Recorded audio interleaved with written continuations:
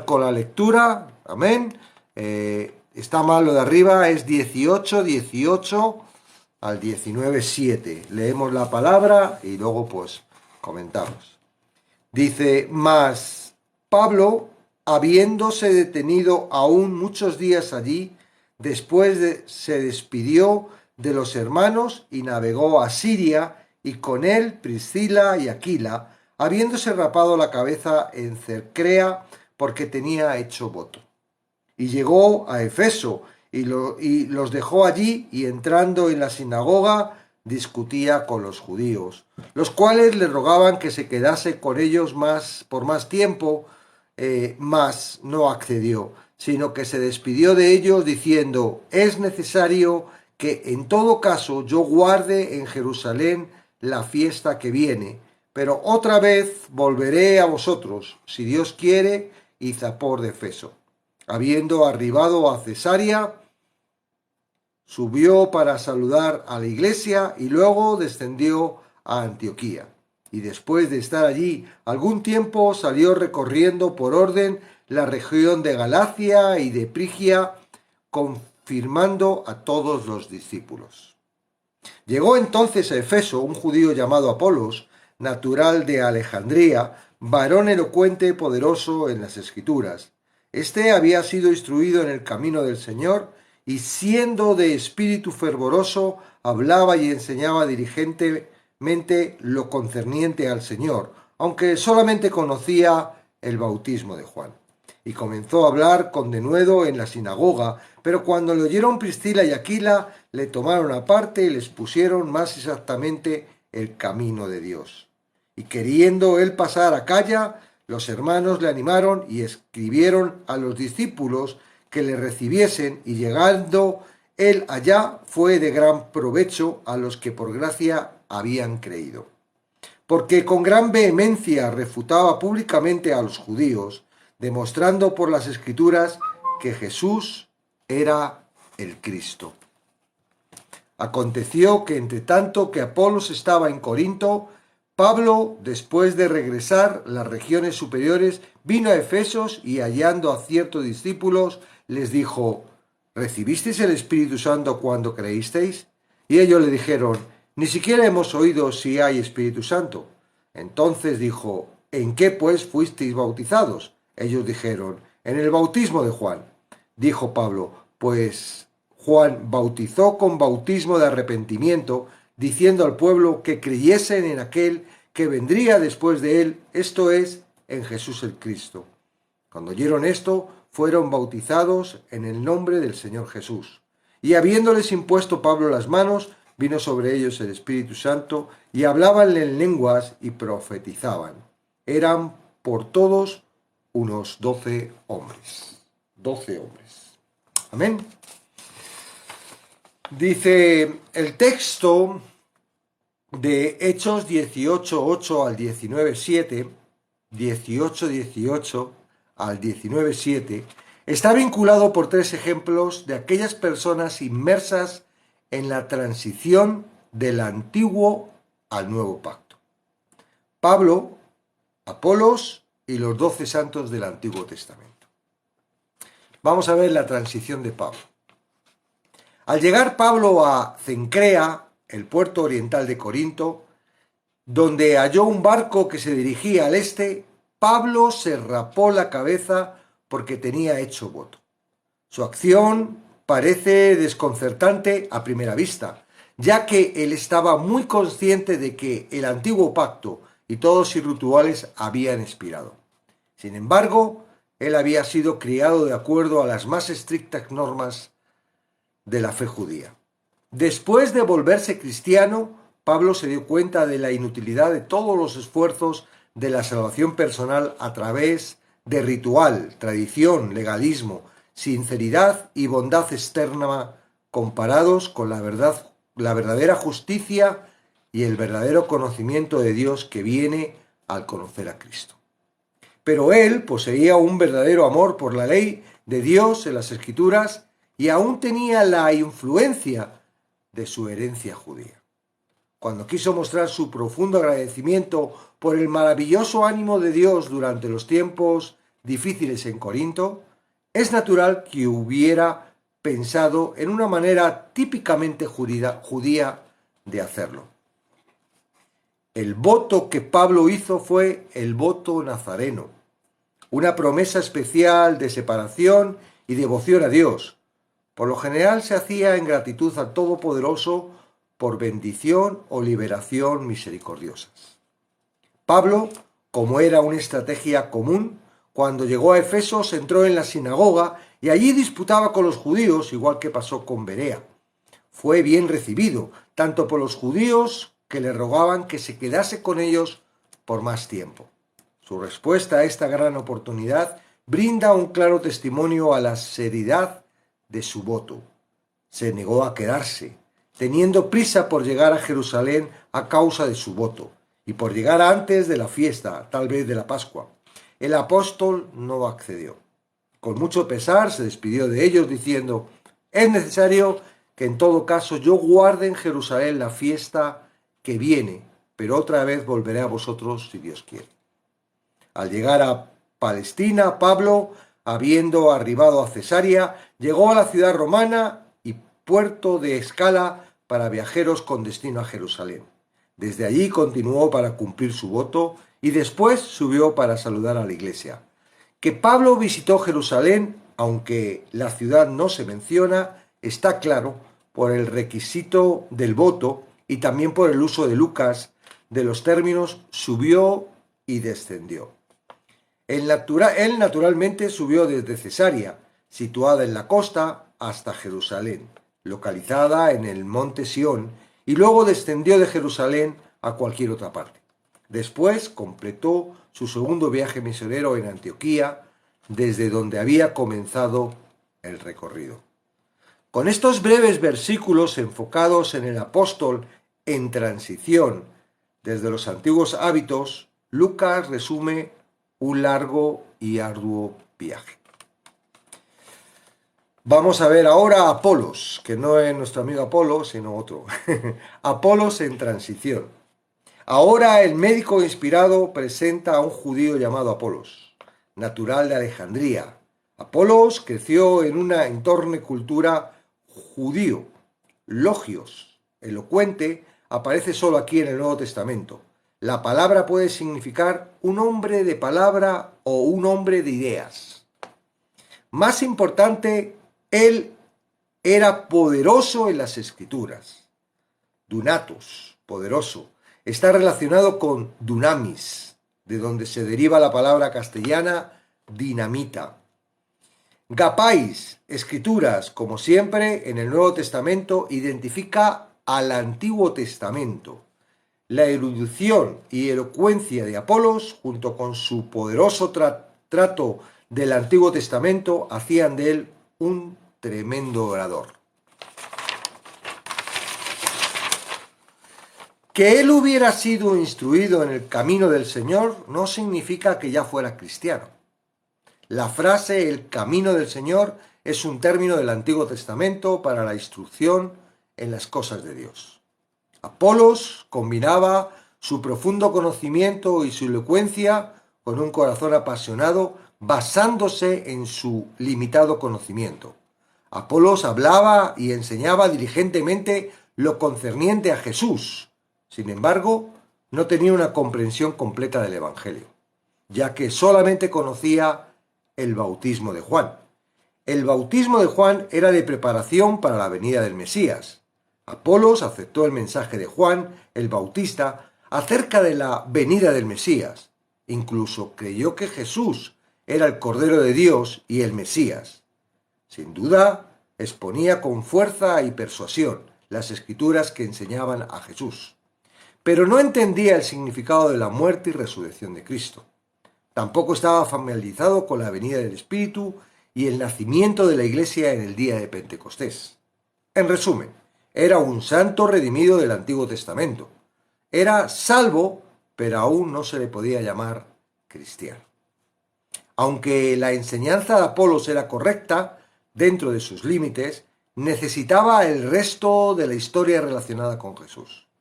Por tanto, cuando lo oyeron Priscila y Aquila, le tomaron aparte y les pusieron más exactamente en el camino de Dios, con lo que pudo ser un instrumento de Dios para la Iglesia, según se muestra en el texto que hemos leído de Hechos.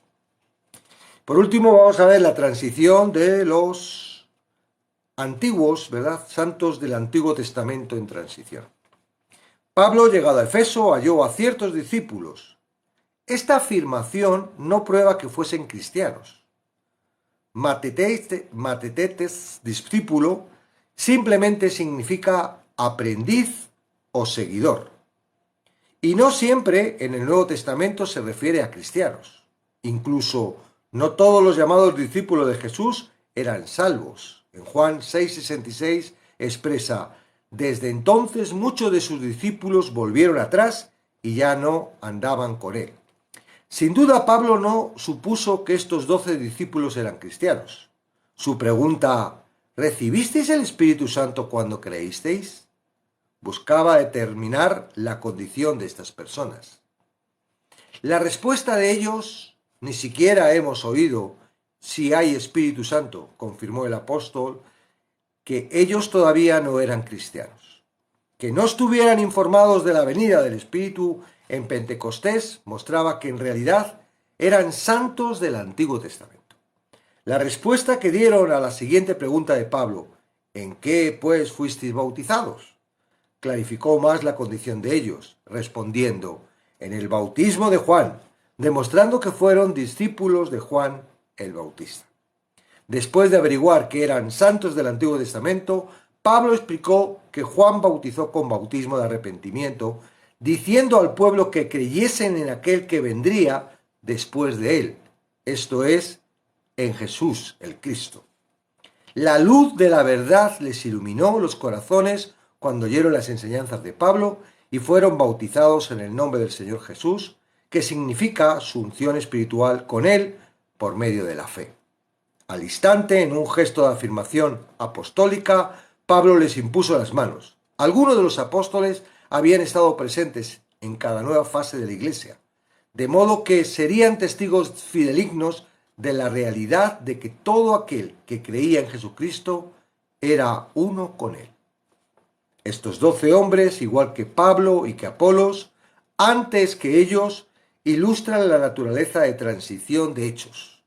La Iglesia, que había aceptado a judíos, gentiles y samaritanos, ahora reunía al último grupo, santos del Antiguo Testamento, y se presentaron las mismas señales, milagros, para que todos supieran lo que se dijo de los gentiles en Hechos 11, 17 y 18.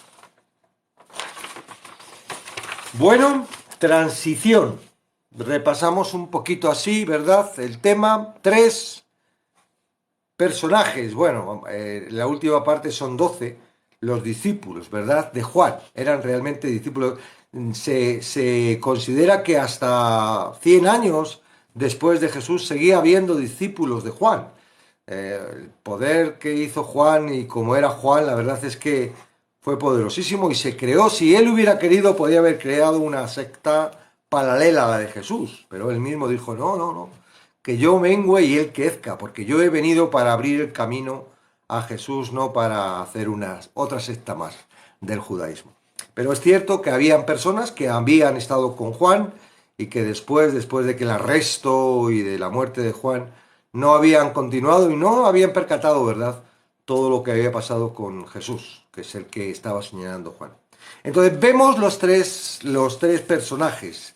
Primero era Pablo, una persona que vemos directamente convertida por Jesús, con revelación, con un afán. Él era, y luego vemos todo lo que escribió y toda la doctrina que tenemos gracias a él. Él era una persona con entendimiento, ¿verdad?, de lo que era el Evangelio, y cualquiera se puede meter con el libro de Romanos o alguno de esos libros, ¿verdad?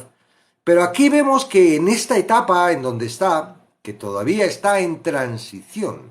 ¿Qué quiere decir? Que Pablo no dice, ¡pam! Pablo ya es como Abraham. Abraham no es el mismo cuando sale de Ur de los Calderos como cuando ya va a entregar a su hijo en sacrificio, que se lo pide Dios.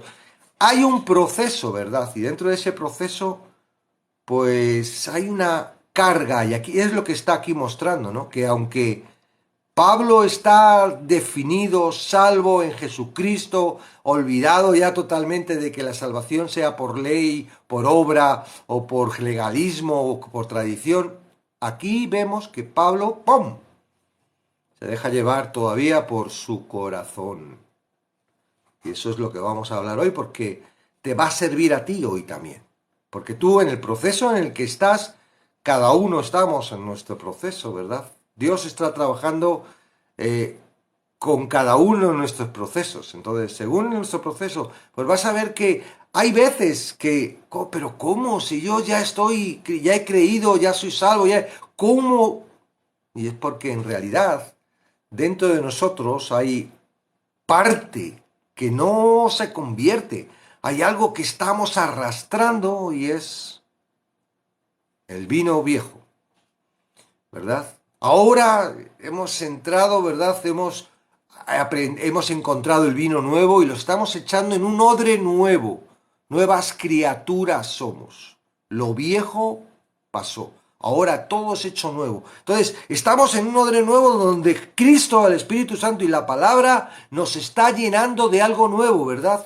Un nuevo pacto, un pacto que ya, bueno, la confirmación de un pacto que hizo con Abraham, Dios, y en donde no se trata que yo tenga que, sino se trata en que Cristo ya lo hizo y que yo ahora al recibir eso entro en una posición de gracia y a través del Espíritu Santo que recibo cuando creo eso, hay un proceso en mí, ¿verdad? Que me va llevando ¿a qué? A que lo que comienza, ¿quién? Cristo, Dios, lo, lo llega a terminar. Pero desde que comienza hasta que termina, hay un proceso donde nosotros, que hemos sido transformados, seguimos teniendo nuestro corazoncito. Un corazoncito que luego vamos a ver que no es tan bueno, ¿verdad? Y además dice la palabra que antes éramos enemigos. En nuestro pensamiento y en nuestro corazón éramos enemigos de Dios. Ese enemigo ahora ha sido atraído y llevado por gracia a la familia, al reino, pero está como que dice, bueno, estoy de paso aquí porque yo me quedo, yo quiero satisfacer mi naturaleza carnal, yo quiero seguir mandando, yo quiero seguir gobernando este cuerpo y a veces, ¿verdad?, nos pasa como Pablo, que con todo lo que lleva experimentado, con todos los sufrimientos que ha tenido por Cristo y ha padecido y le ha dado lo mismo porque él dice, soy de Cristo, ahora va y su legalismo, ¿verdad?, su tradición, su corazón judaico, le hace hacer algo que por supuesto no es doctrina. Porque si no, lo diría luego en las epístolas. Chicos, cuando queráis agradecer a Dios, haced lo que yo hice cuando salí de Corintio, hacer el voto nazareno. No. Claramente fue un resbalón que dio Pablo como humano, ¿verdad? Y que le impidió, por ese voto, por esa acción, le impidió que la apertura de los judíos en Efesios pudiera aprovecharlos. No, me tengo que marchar, tengo que salir, tengo que cumplir mi voto. Y estaban abriendo puertas ahí Dios diciendo, oye, mira, habla, no, queremos escuchar, no, en Efesios los judíos. No, he hecho voto. ¿Cómo que has hecho voto? Entonces, no tenemos que ver esto, ¿verdad?, como lo hacen algunas personas que sacan de contexto y dicen, mira, Pablo hizo esto hay que seguir haciéndolo. No, cuidado. Lucas está contándonos el proceso. El proceso que pasó Lucas, que pasó Pablo y que estamos pasando nosotros. Por eso nosotros, o eres perfecto, yo no soy perfecto, me equivoco. Y en la mayoría de las veces que me equivoco, tiene que ver con mi naturaleza. Pablo tenía una naturaleza judía.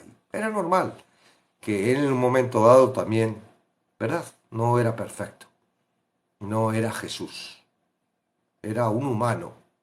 Aunque le empoderamos y decimos, wow, Pablo, y nos fijamos en él y queremos ser como él y a veces nos esforzamos, ¿verdad?, sin tener que esforzarnos, porque el Evangelio no es esfuerzo. El Evangelio es creer y dejar que Dios en la gracia actúe. De ahí es donde se ve el poder y la misericordia de Dios y el amor de Dios. En el esfuerzo no.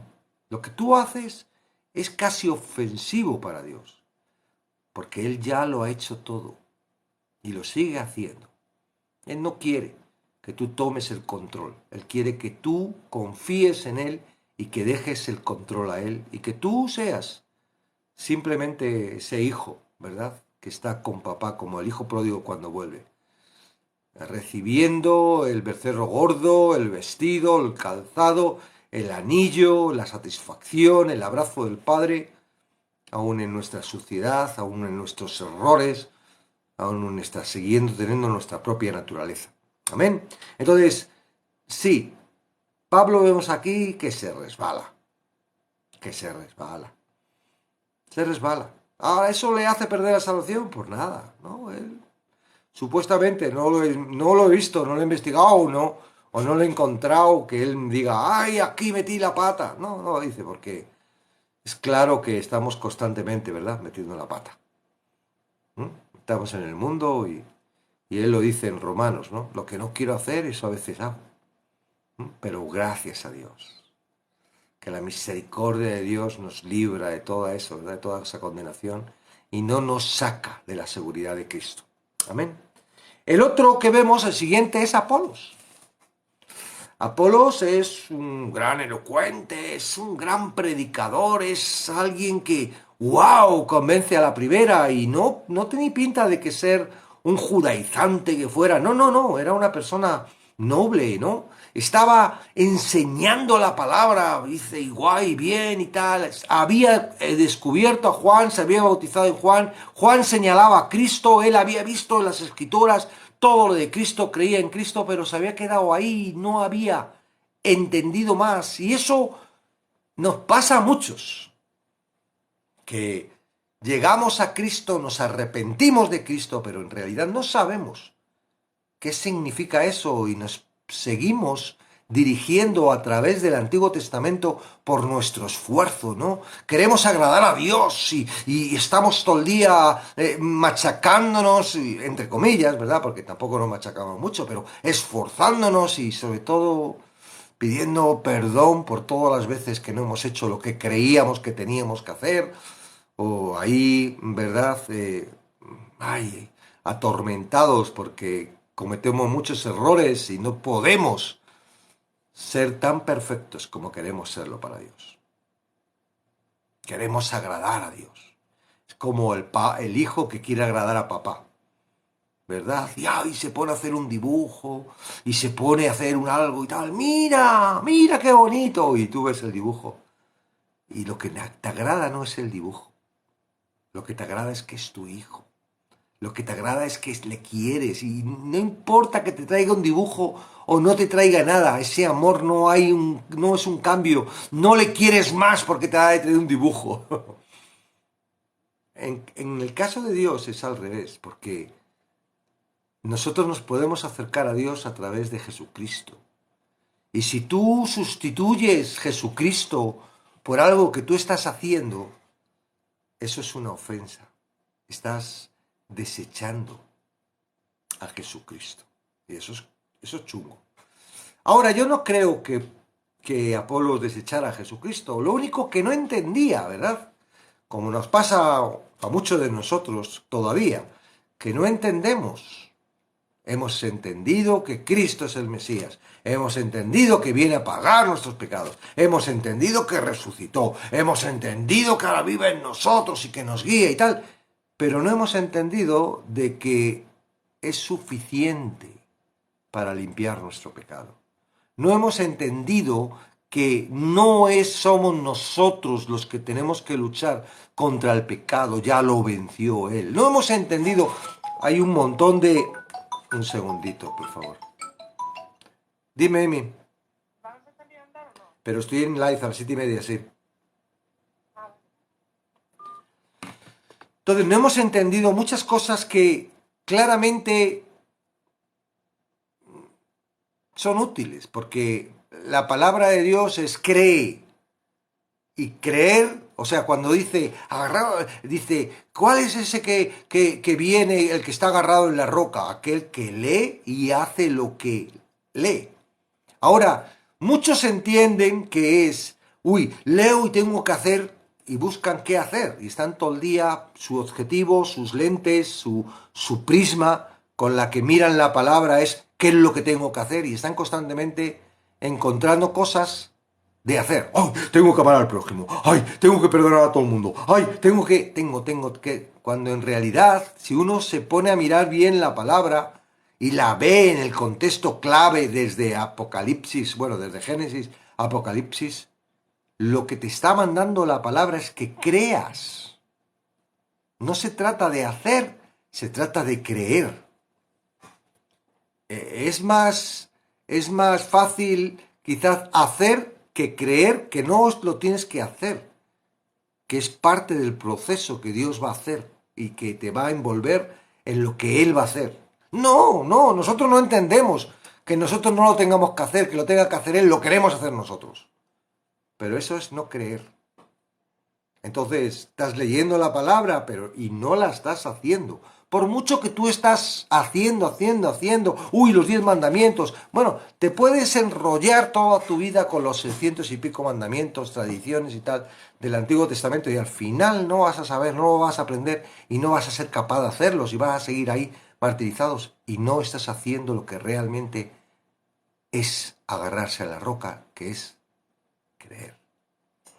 ¿Por qué no creemos? Porque hemos venido con una estructura Cristo gris, que quiere razonar, que quiere llevarnos a un lugar distinto al que está el reino de los cielos.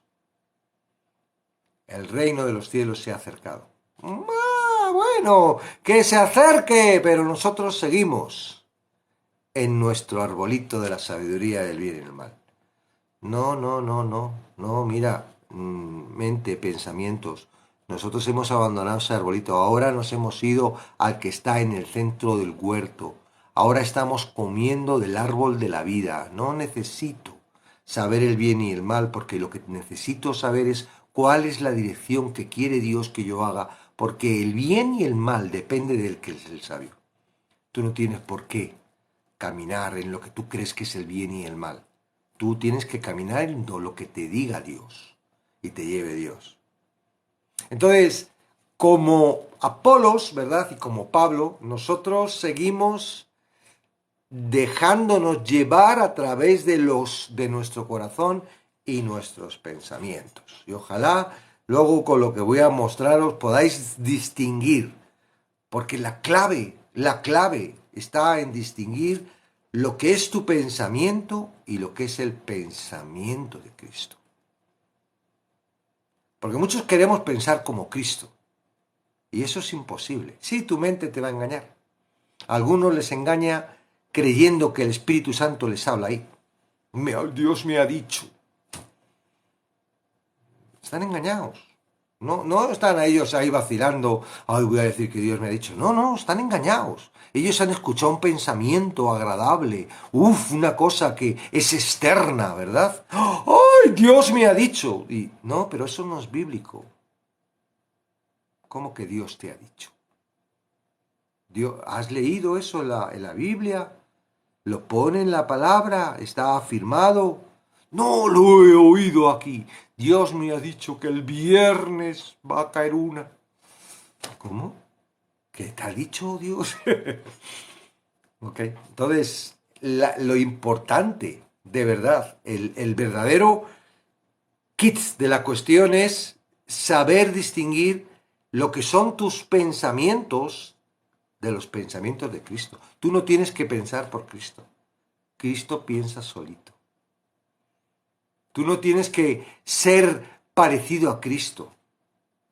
Tú eres Cristo, porque ya estás muerto y ahora Él vive en ti. Pero hay un estorbo. Todos los días está resucitando tu materia gris. Todos los días resucita cuando te despiertas, ¿verdad? Por la mañana. Entonces ahí es donde dice, muere cada día. ¿Cómo que cada día? ¿Uno puede morir solo una vez? No, no, no, no. Tú tienes que morir cada día a tus pensamientos. Tienes que morir cada día a tu corazón. Y tienes que vivir bajo la mente de Cristo. Tenemos la mente de Cristo, dice la palabra. ¿Cuál es la mente de Cristo? ¡Ay, estoy todo el día buscándola y no la encuentro! Señores, la tienes en la estantería. La tienes en la estantería.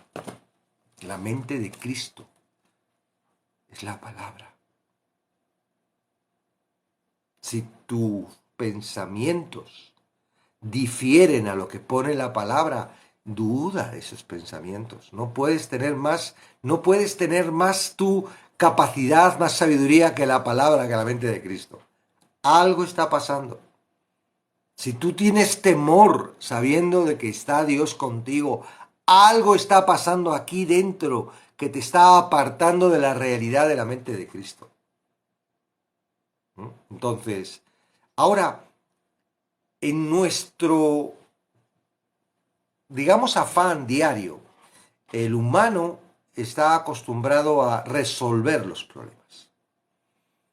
Cuando ya no podemos resolver el problema, entonces es cuando nos vamos a Dios. Ya cuando estamos desesperados, ya cuando ya lo hemos intentado todos los medios, entonces el último medio es, ¡ay Dios, ayúdame que no puedo!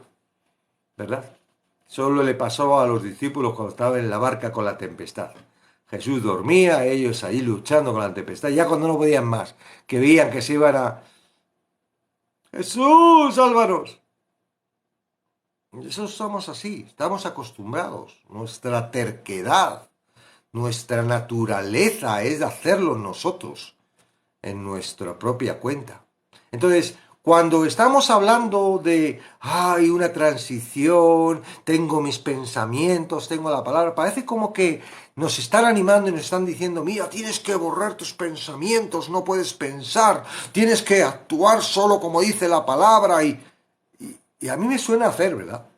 Me suena esfuerzo, me suena a que, ¿cómo lo hago? Tal. Entonces, el segundo kit de la cuestión es darte cuenta de que Dios lo único que quiere es que tú te enteres de tu debilidad.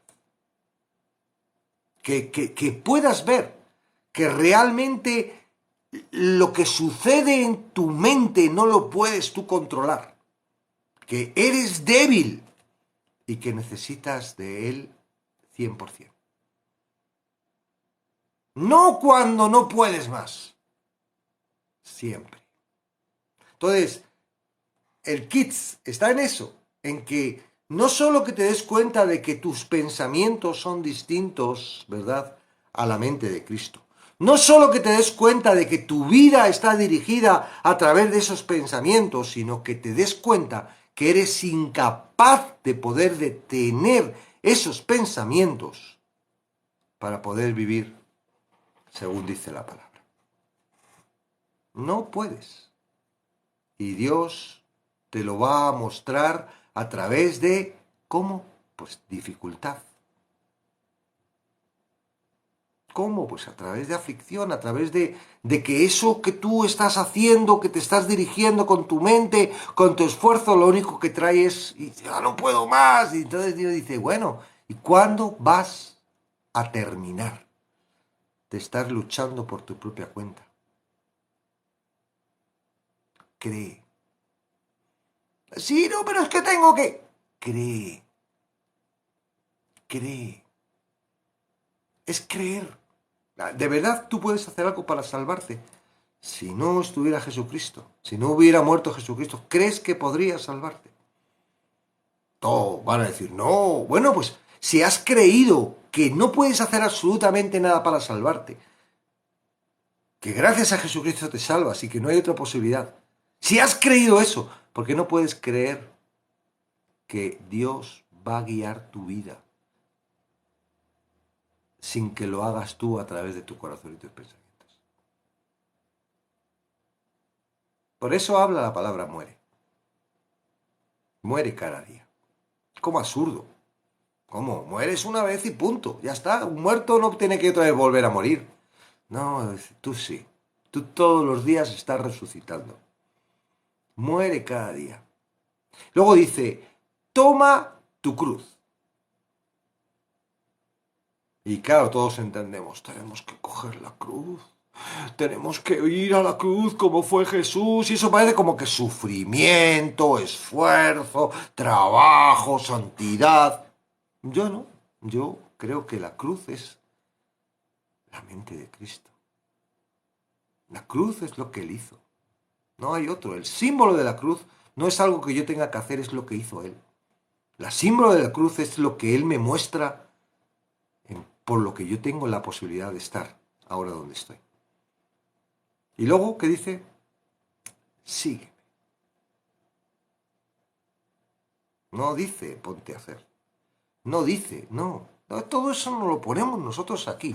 Tenemos que morir, tenemos que tomar la cruz, tenemos que... Y estamos todos los días ahí hechos polvos, queriendo hacer algo que no llegamos nunca a hacer, que nunca nos satisface porque cada vez nos sentimos más vanagloriosos, cada vez nos sentimos más culpables, cada vez nos sentimos peor. Y no, señores, muere es que esto, el vino antiguo, lo que tú eras antes de Cristo, como tú vivías antes de conocer a Cristo, no tienes que ahora echarlo en el odre nuevo que tienes. ¿Por qué? ¿Qué sucede? Dice la parábola, que se rompe. Y en realidad no es que se rompa nuestra salvación o nos rompamos nosotros. Cuando la ruptura es un dolor, y es verdad que cuando cree que no le costó, no le dolería a Pablo cuando se diera cuenta del error. Claro que sí. Apolo no lo sé, pero Apolo para él fue un alivio porque digo, wow, ahora sí soy efectivo. Antes estaba ahí luchando entre dos aguas, estaba mostrando la gracia pero trabajando con la ley. Y era el follón que normalmente hay ahora en las iglesias. Y Priscila y otro le cogió aparte y dice, mira, mira, mira, ven, ven, ven. Y él entendió. ¿Por qué no entiendes tú? Está en la palabra. No es algo que nos hayamos inventado. Los de Somos la Luz o... Los 12 discípulos de Juan vienen a traer... Porque es curioso, ¿no? Dice, están los discípulos de Jesús, que fueron llenos del Espíritu Santo en Pentecostés y hablaron en lenguas. Los samaritanos, un conflicto grande entre los judíos y los samaritanos tenía que resolverse y a través de que recibieron primero, pero luego tuvo que venir Pablo, ¿verdad? Pedro, afirmando que era una sola iglesia, no dos, y hablaron. Pero no en lenguas, recibieron el Espíritu Santo, ahí no recibieron las lenguas. Después los gentiles, un problema gordo, ¿verdad? El pueblo de Dios, el que había mantenido la palabra, el testimonio, el que, por el que donde había nacido el Mesías y tal, estaban totalmente acostumbrados a que no nos podemos juntar contra... Y ahí otra vez tuvo que venir y el Espíritu Santo hablar en lenguas. Apóstoles, samaritanos, gentiles, ahora son los santos del antiguo pacto. Aquellos que con fervor están esperando al Mesías. Aquellos que en su corazón hay un real entendimiento de que el Mesías es el que les puede salvar de esta aflicción, ¿verdad? De este no poder alcanzar la gracia con nuestro esfuerzo, con la ley. Hay algo, no puede ser, pero la palabra dice que cuando venga serán borrados todos mis pecados. No es como el día de Pentecostés, el día de la ¿cómo se llamaba la fiesta esta de... Ay, no me acuerdo. Bueno, cuando mataban el corderito para toda la... bueno, ya me acuerdo luego. Que borraban todos los pecados del año. No, no, no. La palabra decía que en aquel día haré un nuevo pacto con mi pueblo y sus pecados serán borrados y pondré la ley. Eso está en Jeremías. pondré la ley en su corazón. Y estas personas estaban deseando y de repente escucharon a través de Juan de que venía y que él abría el camino y que ese era Jesús. Pero nadie les había mostrado todo eso que después vino, que Jesús enseñó a sus discípulos. Todo lo que nosotros aprendemos a través de los evangelios y las cartas, ¿verdad? Ellos no, ellos tenían el Antiguo Testamento, tenían la pasión de que iba a venir Cristo, sabía que Cristo había venido, pero no tenían ningún conocimiento de nada, porque no habían tenido, ¿verdad? Este era el último grupo. Estaban en transición también. Y Pablo vino, le explicó, le mostró y ¡pum! Oró por ellos, ¿verdad? Creyeron y recibieron el Espíritu Santo que los guía y los dirige. ¿Eran salvos? Eran salvos. Pues como lo fue Abraham, como lo fue David, como lo fueron muchos de la antigüedad, ¿verdad? Isaías, ¿verdad? Fueron muchos salvos porque creían en el que había de venir. Bueno, no participaron de la salvación hasta que no murió. Dice que Él los rescató, todos los que estaban esperando, ¿no? Esa redención. No es el caso de ahora. Ahora ya está paga. Ya está paga. Ya pagó. Ahora no tenemos que esperar, ni tenemos que... Ahora ya pagó y tenemos toda la revelación. Toda la revelación. Entonces tengo yo algunas palabras aquí antes de terminar mi exposición, algunos versículos interesantes que me gustaría dejar reflejados aquí, porque luego los subo en YouTube para que las personas que quieran repasar, ¿verdad?, el estudio. Entonces, vamos a ver Colosenses 1:21.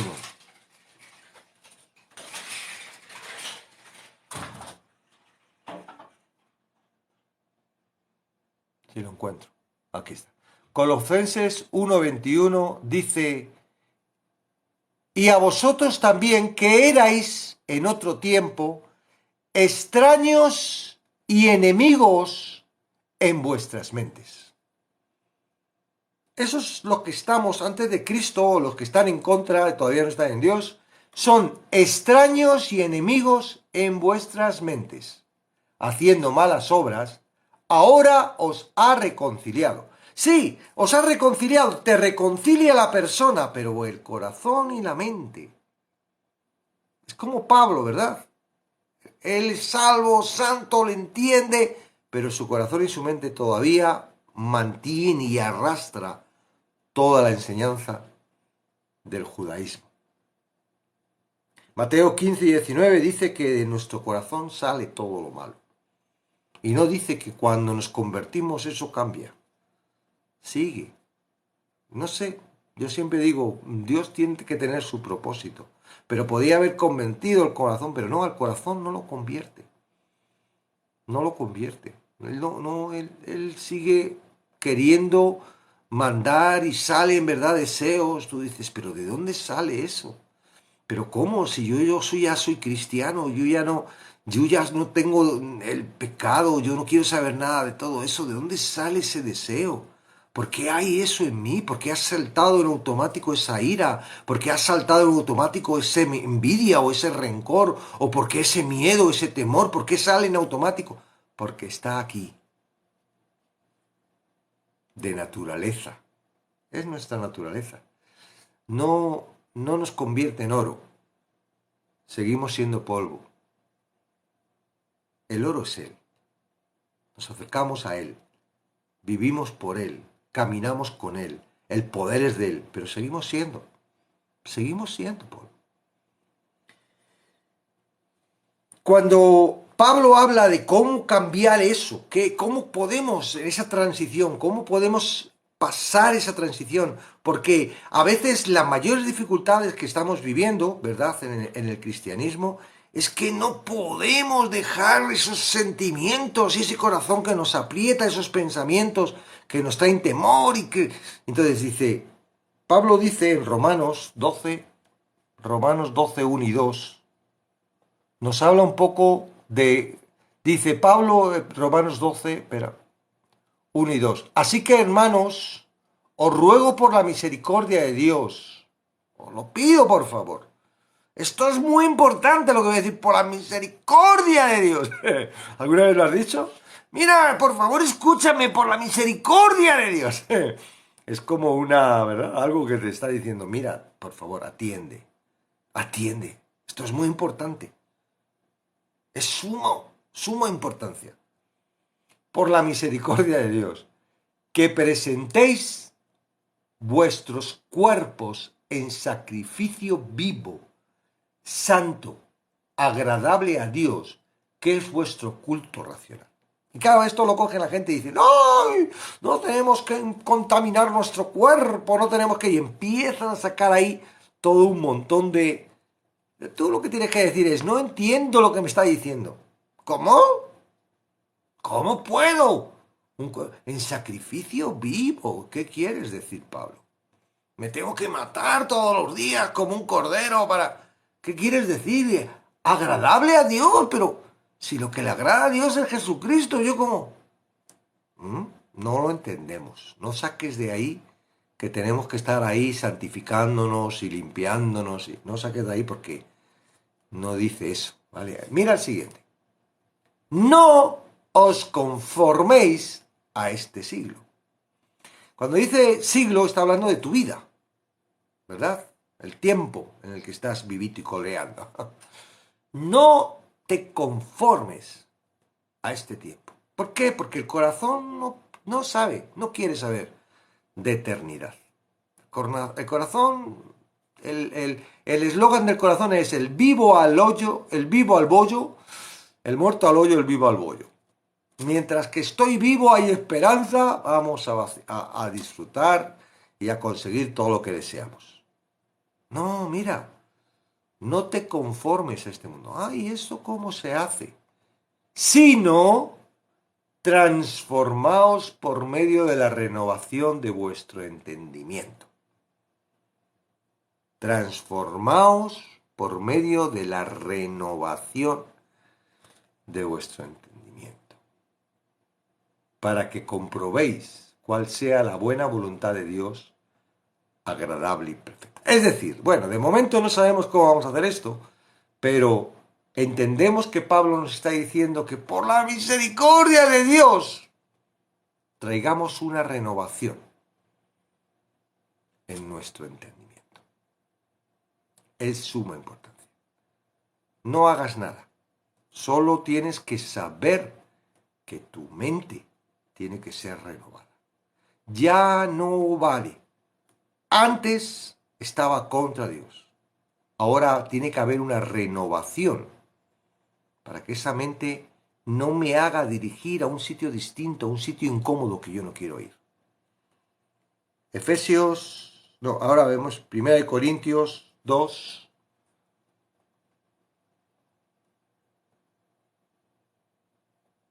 del 9 al 16. Dice, antes bien, como está escrito, como cosa que ojo no vio ni oído yo, ni han subido en el corazón del hombre, son las que Dios ha preparado para los que le aman.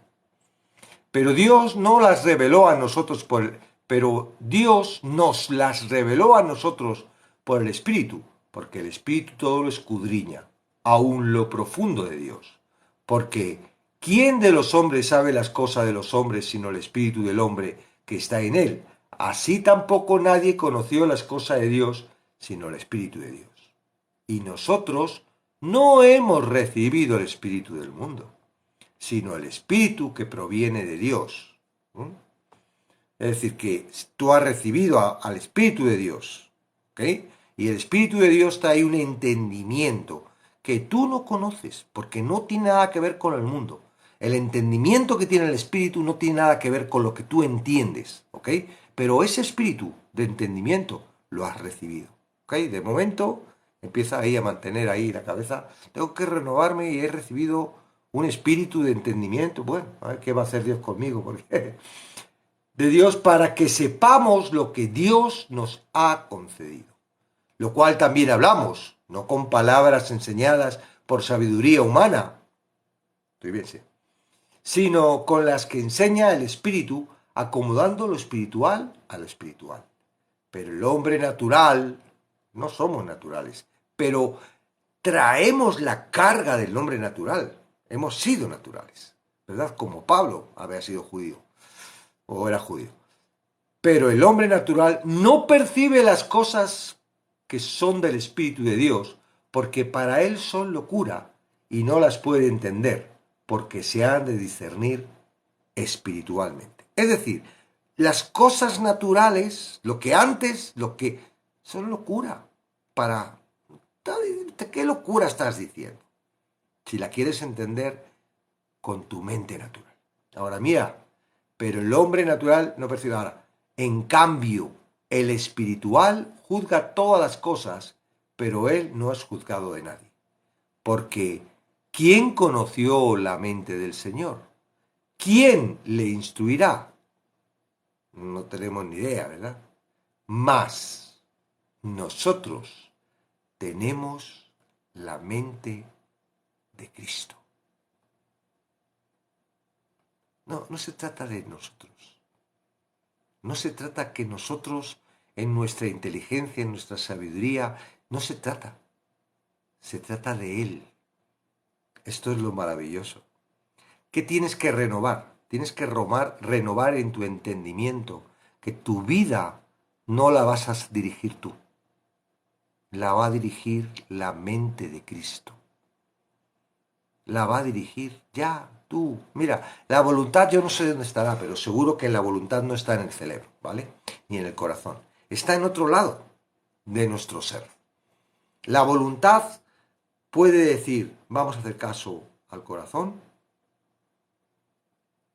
o la voluntad, tu voluntad, no mi voluntad, puede decidir, yo quiero ser guiado a través de la mente de Cristo. Claro, la mente rápidamente va a decir, ay, ¿dónde está esa mente? ¿Y cómo vamos a saber? Porque quiere seguridad. Mira, ya está, la tienes que decir. Hay una transformación, ¿va a ver? Estamos en una transformación, estamos en un proceso donde no nos compete a nosotros tener el control, lo tiene Cristo.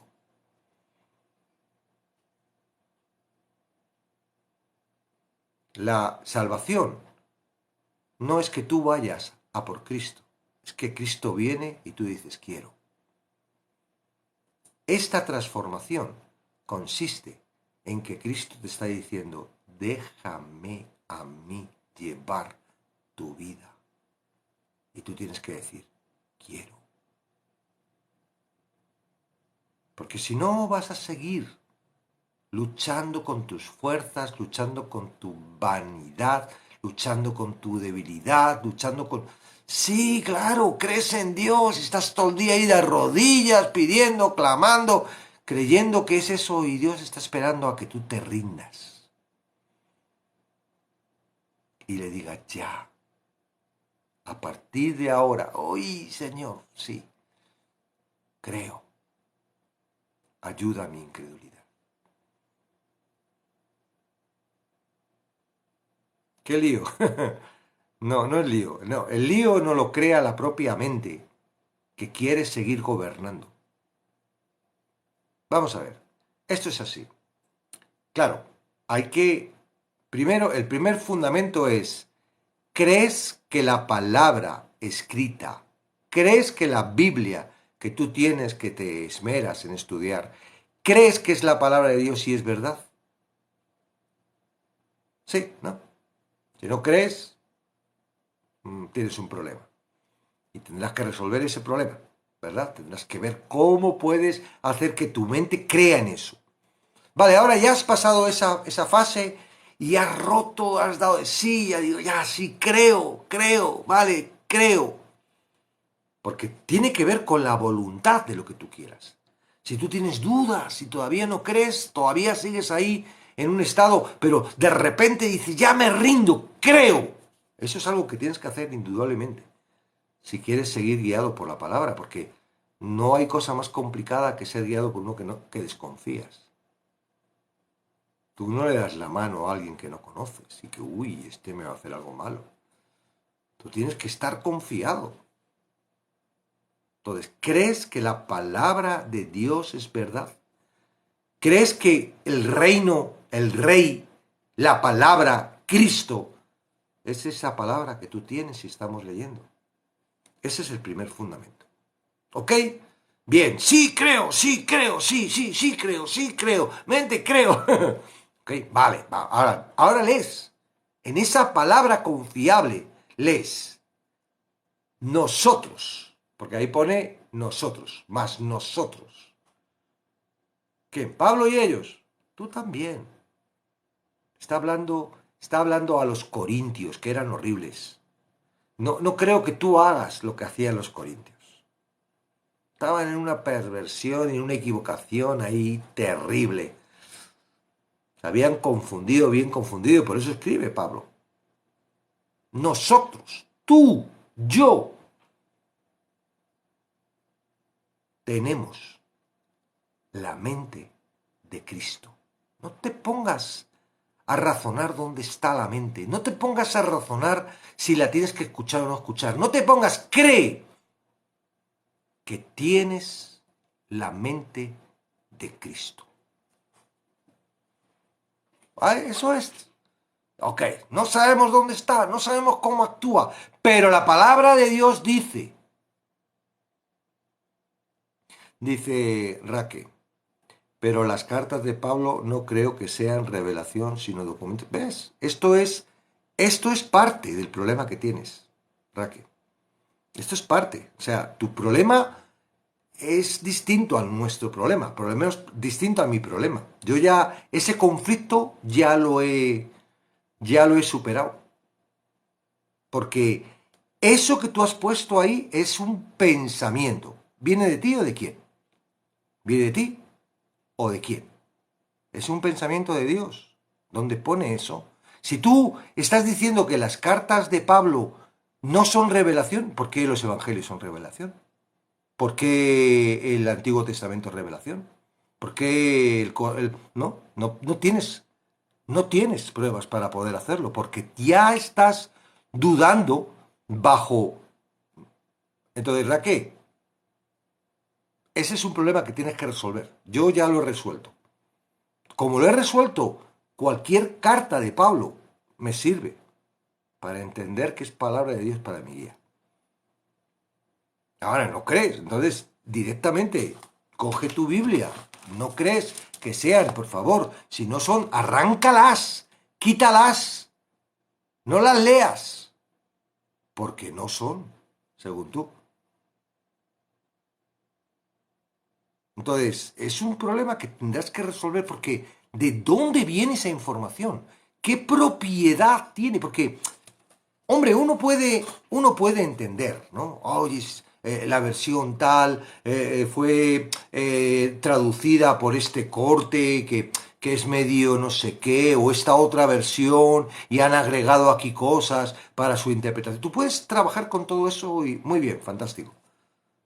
Pero sabes una cosa, que en el global de la palabra, ¿sabes lo que dice? Que hay de aquel que quiera cambiar, agregar o poner. No es tu problema, es problema del quien haya agregado algo. Ahora tú crees en un Dios que está en el cielo así y mira para abajo y dice, ¡oh! La palabra que yo les he entregado para que ellos me guíen, se guíen y me conozcan, la están cambiando. ¡Ay! ¿Qué voy a hacer? ¿Tú crees eso? ¿Tú crees en ese Dios? No. Yo creo en un Dios que tiene el control absoluto. Tuvo el control de los escritores. Tuvo el control de los escribas. Tuvo el control de los traductores. Y tiene el control tuyo y mío por el Espíritu Santo. Si es que tienes el Espíritu Santo. Dios es poderoso, nosotros no somos nada. El problema del humano es que nos creemos dioses. Nos creemos capaces de poder decirle, eso le pasó a Job, ¿verdad? Y le echaron una buena regallina. No.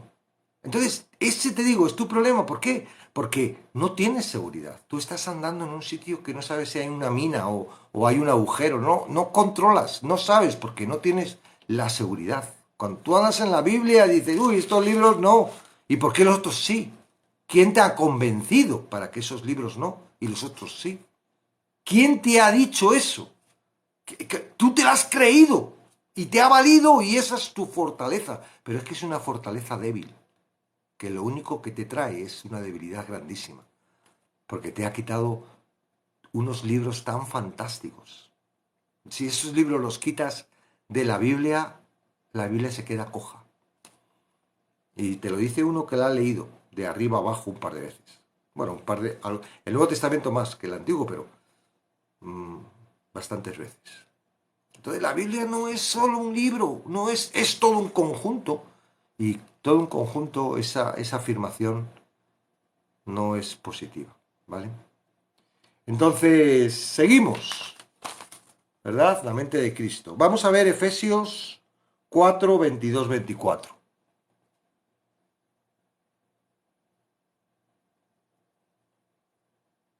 Efesios 4, 22, 24. Dice, en cual a la pasada manera de vivir, despojaos del viejo hombre. Está hablando a cristianos, está hablando a creyentes, Pablo. Dice, en cuanto a la manera de vivir, la pasada manera de vivir antes de Cristo, despojaos del viejo hombre que está viciado conforme a los deseos engañosos. Claro, el corazón parece como que es un órgano que va solo, pero es que el corazón es donde está más influenciado por Satanás. Satanás puede traer deseos a tu corazón. Satanás puede traer pensamientos. Meterse no se puede meter porque si eres cristiano eres templo del Espíritu, ahí está el Espíritu Santo. Satanás no puede entrar donde está el Espíritu Santo. Pero te puede influenciar, te puede traer. Él influencia. ¿Cómo influenció a Eva? Eva era de Dios, era unión, no estaba en pecado, ¿verdad? Y sin embargo la serpiente pudo hablar con ella. Y la influenció. Tenía dos pensamientos. Tenía el pensamiento suyo, influenciado por la serpiente, y la mente de Cristo. ¿Qué decía la mente de Cristo? No comas del árbol de la ciencia del bien y del mal, porque si comes, mueres. Eso es el pensamiento de Cristo. Ahora, la serpiente pone un pensamiento en Eva. Ah, no vas a morir. Es mentira lo que te está diciendo la mente de Cristo. Es mentira, no solo no vas a morir, sino que vas a ser como Dios. ¡Wow! Y vas a conocer como Él el bien y el mal y vas a poder... Y ella dice, ¡wow, qué rica! Esa fruta tiene una pinta buenísima. ¿Y por qué come? Porque se dirige bajo su mente, influenciada por la voz de la serpiente. Porque si ella hubiera dicho, masa gris, yo vivo por la mente de Cristo. Si comes, mueres. ¿Para qué voy a comer? Se me va a morir. Yo no quiero morir. Yo quiero seguir viviendo. Comió porque no creyó. Porque no estaba creyendo. Y esto nos pasa a nosotros. Tú escuchas aquí en tu mente, esos libros no son porque no sé qué, no sé cuánto. Y la mente de Cristo te está diciendo, toda la palabra de Dios es inspirada por Dios, útil para... No, eso es mentira. Eso lo has dicho. Y lo he puesto como ejemplo, pero que hay miles, millones de pensamientos que nos ponen en contra de la mente de Cristo. Ahora, ¿por qué es tan importante leer la Biblia? Porque tú tienes que conocer la mente de Cristo. ¿Por qué es tan importante estos encuentros que tenemos? Porque descubrimos la mente de Cristo. Y tú vas diciendo, wow, hoy este pensamiento no está alineado con la mente de Cristo. A ver qué pasa. Tú,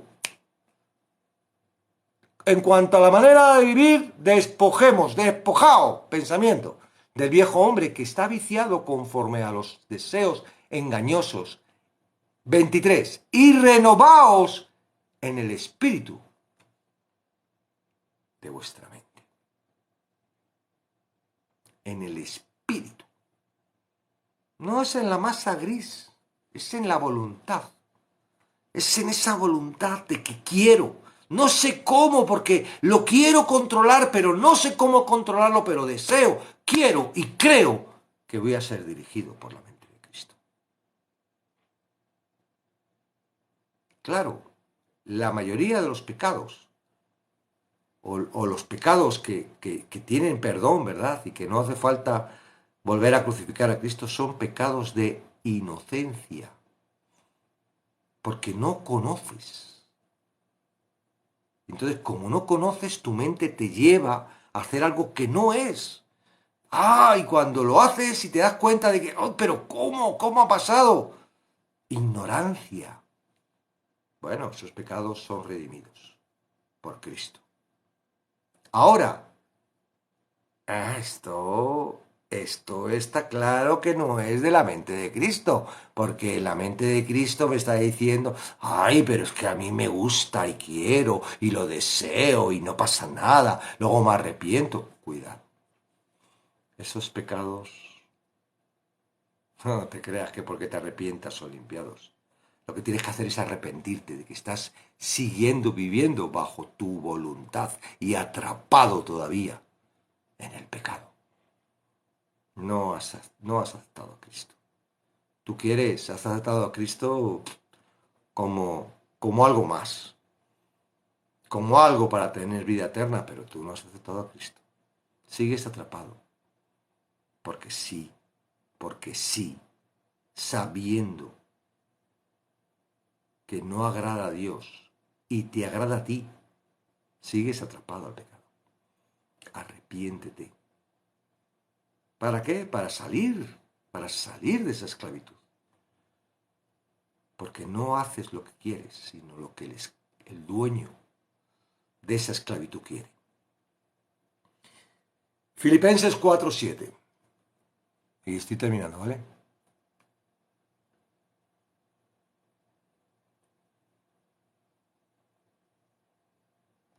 Y la paz de Dios que sobrepasa todo entendimiento. Esta es la parte buena de la oración, ¿no? O sea, el versículo anterior está diciendo que por nada estéis afanosos. Y hay algo que nos dice hacer, ¿verdad? Dice, por nada estéis afanosos, sino sean conocidas vuestras peticiones delante de Dios en toda oración y ruego con acción de gracias. Sí, eso lo sabemos hacer.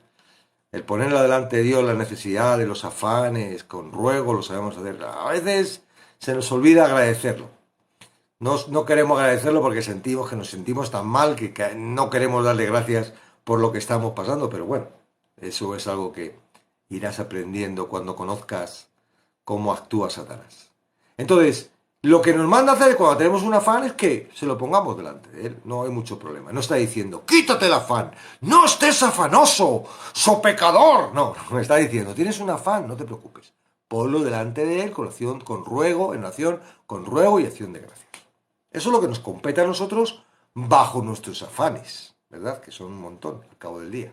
Ok, ahora, lo que le corresponde a él y la promesa, que tiene que ver con la mente de Cristo, que tiene que ver con lo que tienes que conocer que es la mente de Cristo, ¿verdad? ¿Por qué? Porque tu mente te está diciendo, vamos, haz esto, haz lo otro. Ahora no sé, mira, mejor que robes un banco, porque si no, no vas a poder pagar todas las cuentas. O mejor esto o lo otro, o mata a tu suegra. O sea, tú estás ahí dándole vueltas cómo vas a resolver ese afán. No, tú lo que tienes que hacer es ponerlo delante de Dios, con oración, de ruego, de acción de gracias, y esto es lo que hace Él. ¿Vale? La mente de Cristo. Y dice, y la paz de Dios, que sobrepasa todo entendimiento. Tú no entiendes cómo lo va a hacer, porque sobrepasa tu entendimiento. Lo siento, no quieras saberlo todo. Sobrepasa todo entendimiento. Guardará vuestros corazones, corazones, y vuestros pensamientos en Cristo Jesús. Esto es. No me funciona. ¿Cómo no te funciona? Funciona porque es la palabra. Trae paz. Claro, tú lo que quieres es resolver todos los deseos de tu corazón. Pero lo que Dios quiere es que tengas paz. Quiere guardar tu corazón y quiere guardar tu mente. Porque no los deseos de tu corazón es lo que Dios desea. ¿De qué te sirve ganar todo el mundo si pierdes el alma?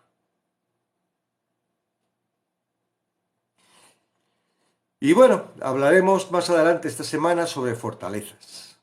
Las fortalezas son muros, cosas que nos están impidiendo, ¿verdad?, avanzar.